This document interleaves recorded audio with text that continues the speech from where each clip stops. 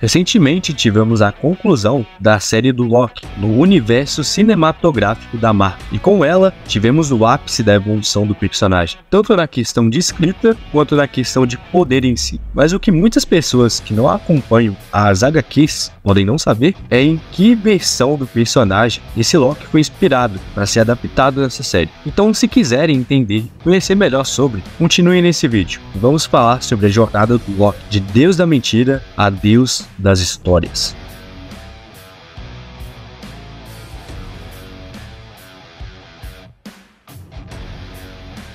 Quando Loki se originou nas HQs, o personagem era um tipo clássico de vilão, sendo um irmão adotivo de Thor, que sempre foi preferido por Odin, o pai de todos. Ainda que tivesse sido criado em Asgard, ao lado de outros deuses, Loki nunca teve uma chance real de ascender ao trono. E foi aí que nasceu a trágica história de origem de um deus caído e cruel. Mas acontece que, assim como em todos os quadrinhos mais clássicos da Marvel, o Loki era um daqueles vilões que não apelava para uma crueldade máxima. Conhecido desde sempre como Deus da trapaça, ele fazia de tudo para complicar a vida do seu irmão, como herói de Asgard e dos Nove Reinos, especialmente quando o mesmo foi mandado à Terra, sendo considerado indigno por Odin. E nesse sentido, o Loki sempre representou um contraponto muito interessante a seu irmão. Ele estava sempre disposto às piores coisas, sem mostrar um pingo de arrependimento ou mudança a cada vez que ele era descoberto. E para piorar, o Odin sempre caía na lábia, especialmente quando o Loki tentava fazer a cabeça do pai a respeito do irmão. Com o passar dos anos e o surgimento de temas mais adultos nos quadrinhos, Loki deixou de ser apenas um bobo brincalhão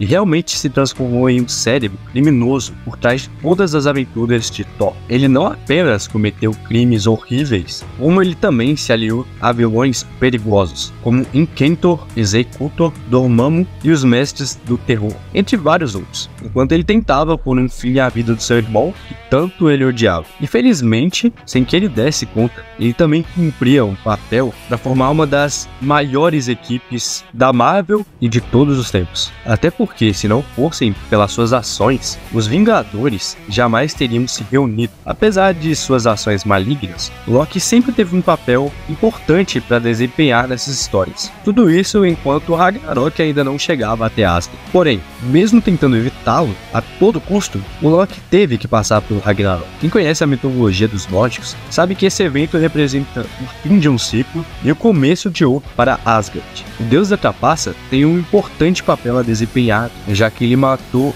Balder, que dá sequência à cadeia de eventos que levarão até esse fim iminente. Nas HQs, ele cumpre um papel crucial, liderando todos os inimigos de Asgard em uma guerra contra o Reino Dourado. O evento teve uma grande repercussão para as histórias do Thor. Os deuses todos foram mortos e aniquilados, e o deus do trovão foi o único a sobreviver. Ao despertar de seu sono mágico, Thor começa sua missão, que era encontrar e despertar todos os outros deuses que tornaram um corpo de mortais. E é aqui que o Loki prega uma das peças mais cruéis e controversa dessa sua parte da história. Quando o Thor procura por Lady Sif, Loki revela que está no corpo da sua amada, tornando-se assim a própria Lady Loki, que logo foi incorporada ao sinistro grupo conhecido como a Cabala, composto por vilões que manipulavam o reinado sombrio. Tudo aqui, cara. Tipo, o Loki ele já viu tudo. Acho que já, ele já teve filho com o cavalo. Você tá vendo isso? Da loucura que é o Loki nas HQs, cara? Tudo isso acontece durante a saga O Ser, onde Asgard, que havia sido recriada na Terra, é atacada pelos vilões liderados por Norman Osborn. E em um último momento, o vilão muda de ideia ao ver a destruição do seu lar e usa o poder das Pedras Nornis para auxiliar os Vingadores e outros heróis que estão lutando contra esses vilões aí. E é aqui que temos uma mudança muito significativa na história do vilão. Ele é morto pelas mãos do Sen, ou melhor, sua contraparte maligna, chamada Ovar. Mas ele, antes de morrer, lança um feitiço para o universo, declarando que as suas próximas reencarnações não teriam que seguir um destino pré-estabelecido, eternamente livres do ciclo que as transformariam em vilões temidos e odiados. Um pouco antes de morrer também, o Loki antigo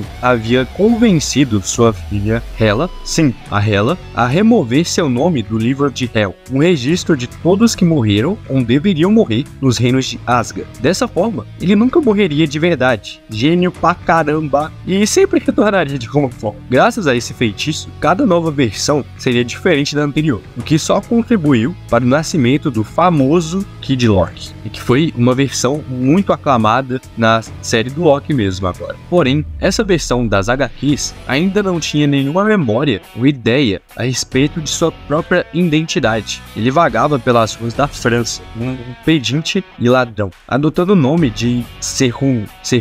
Não se fala isso aqui não, mano. Muito difícil, muito difícil. Mas tá aí, tá escrito aí. Seu destino só mudaria depois que ele encontrasse o Thor, que havia previsto o retorno do deus da trapaça através dos seus sonhos. Suas memórias foram parcialmente restauradas, e ele foi levado de volta a Asgard. Mas, claramente, ele não teve um lar muito receptivo. Ao encontrar as outras divindades, Kid Loki era sempre tratado com muita desconfiança e desrespeito. O próprio Odin, que na época havia se tornado grande babaca das histórias do deus do trovão, maltratava a criança sempre que ouvia, mesmo sabendo que aquele Loki não tinha nada a ver com a encarnação anterior do seu filho adotivo. E mesmo que fosse menosprezado por todos, o novo deus da trapaça auxiliou seus irmãos a derrotarem o próprio fucking Galactus e outros vilões também. Mas como sempre, né, Loki, esse período heróico não durou muito tempo. O Kid Loki logo recebeu a inesperada visita de um fantasma, de sua antiga encarnação, o Loki clássico. Esse fantasma o acompanhou por várias histórias, como uma espécie de conselheiro, um aliado, ainda que se mantivesse escondido dos outros deuses, para não atrair muita atenção. Em um momento bem triste da história, o fantasma toma conta do corpo de Kid Loki, e temos aqui o nascimento de uma nova versão. Esse novo Loki se chamava Iko e tinha a forma do Kid Loki, incluindo as suas fraquezas, como a incapacidade de usar magia. E é essa versão que ficou muito famosa por conta que se juntou aos Jovens Vingadores por um período bem breve, incorporando as mentiras e malícia do Loki original e a bondade do coração do Kid Loki. Era um personagem bem mais carismático e inteligente, que fazia de tudo para cumprir seus planos, mas ele ainda tinha uma consciência e uma vontade de fazer o bem. Enquanto ainda fazia parte dos Jovens Vingadores, Loki colocou em movimento seu plano mais arriscado, disposto a recuperar seus poderes mágicos que ele havia perdido. Para isso, ele precisava ficar mais velho, e portanto, tinha que roubar um pouco dos poderes mágicos do filho mais favorito da Wanda, o Wiccan. Depois de retornar à idade adulta, essa nova versão foi consumida pela culpa de ter matado Kid Loki e partiu em sua própria jornada. Foi nessa época que ele se tornou Loki, o agente de Asgard. Basicamente, o novo deus da trapaça fazia missões para as lideranças asgardianas, como uma espécie de penitência por todos os seus crimes que ele havia cometido no passado, que não foram poucos, pelo amor de Deus. Ele então se torna aliado de uma humana muito peculiar, Verity Willis. Não sei se eu falei certo isso aqui não, mano. No inglês é. E bom, essa personagem conseguia detectar toda e qualquer mentira. A aliada perfeita pro Loki. Então ele finalmente tinha alguém ao seu lado que podia ver todas as suas tramóias e mentiras. Ainda assim, o destino não foi bondoso com ele. O mesmo teve que revelar tudo sobre a morte do Kid Loki pro Thor. E isso fez com que ele perdesse para sempre a confiança do seu irmão. Mais tarde, ele acaba sendo visitado por dois ecos de suas encarnações anteriores, o próprio Kid Loki e o Loki clássico. Cada um ofereceu um caminho para ele. O jovem deu a ele a chance de se livrar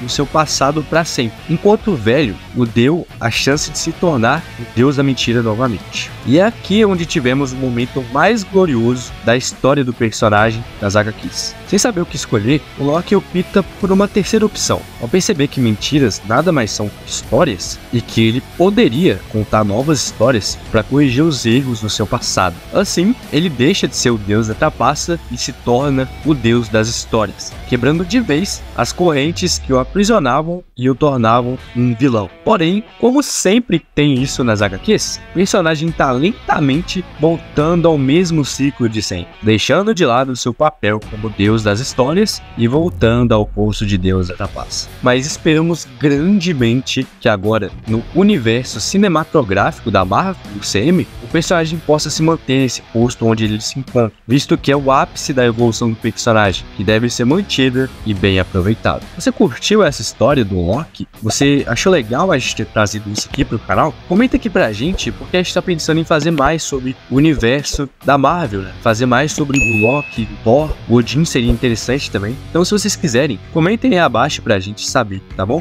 Muito obrigado pela ajuda de sempre, fiquem com Deus e falou. Ai, não ficou com Deus ultrapassa não, pelo amor de Deus, né? Fica com Deus mesmo.